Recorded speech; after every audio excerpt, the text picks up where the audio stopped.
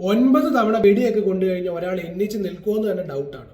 പക്ഷെ wrapper 50 saint ആണ് എന്നുണ്ടെങ്കിൽ എണ്ണിച്ച് നിൽക്കും. വർഷം 2000. 50 സെന്റ് അത്യാവശ്യം ഫേമസ് ആയിട്ടുള്ള റാപ്പറാണ് ആ ടൈമിൽ.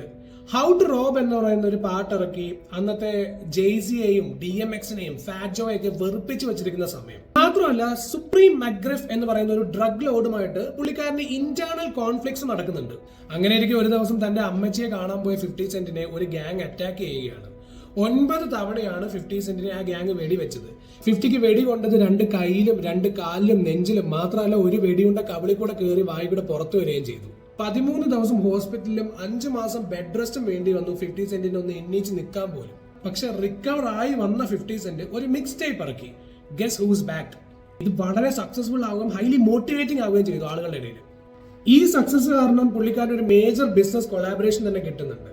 ആരുമായിട്ടാണെന്നറിയോ?